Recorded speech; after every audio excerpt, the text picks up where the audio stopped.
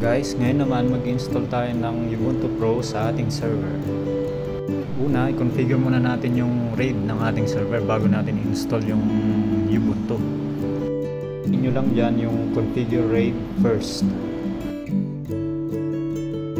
Bali, configure natin yung RAID 10 dito sa server na to. So, ang minimum requirement ng RAID 10 is 4 na hard disk. So ayan, i-select lang po natin yung RAID 10. Once na na-select po natin yung RAID 10, i-next po natin, then yung server po, bibigyan niya tayong option na piliin yung mga hard disk. Then sa bandang baba, yan po, pipiliin nyo lang po yung 4 na hard disk, yung solid state disk 010 up to 013. So bali 4 na hard disk po yan. After po na ma-select natin yan, meron pa po tayong option na tinatawag na hot spare. So yan pong hot spare disk na yan po yung magiging spare na hard disk once na may knockdown dun sa 4 na hard disk na pinili natin. So bali ang papel po niyang hot spare na yan po yung pinaka backup na hard disk ng ating RAID. Yan pong nasa baba, bali ang ating hot spare yung disk 014. So yan po yung magiging spare. I-next lang po natin at yung server po natin i-create niya na yung ating RAID 10. Yan, i-yes nyo lang po yan mga idol.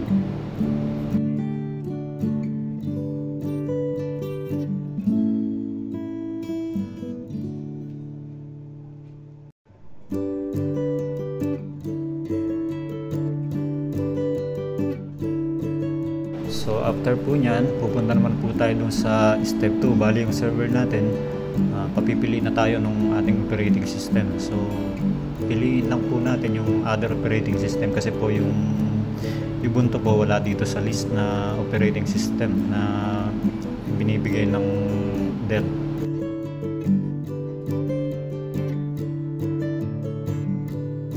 Bali kailangan nyo na pong i-insert yung ating installer. So i-detect po siya, bibigyan niya po tayo ng option para i-select kung saan drive po nakalagay yung ating installer. So usually sa DVD po or USB flash drive.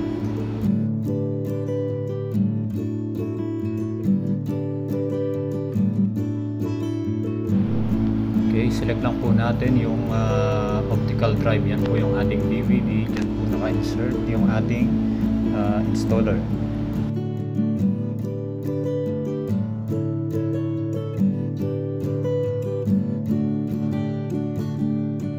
After po natin ma-select yung ating installer, so yung server, bali mag-re-reboot po siya. So pag nag-reboot po siya, babasahin niya na yung ating installer. Wait lang po natin habang nagre-reboot pa yung ating server.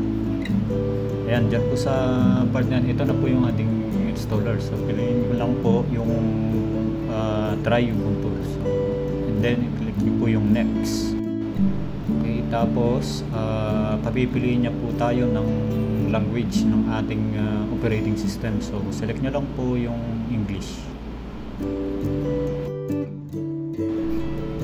Diyan naman po sa disk partition, so ang gamitin na lang po natin default, i-next nyo na lang po, i-continue, and then next nyo lang po yan.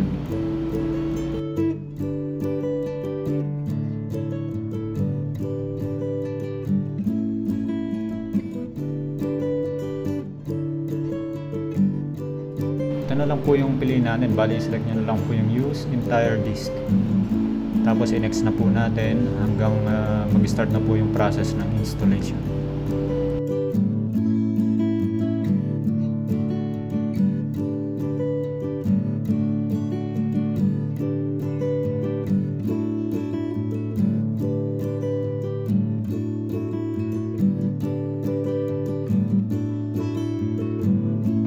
Ayan, nag-start na po yung ating installation.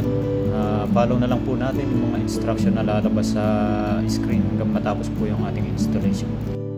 Hanggang dito po muna at salamat po ulit mga idol.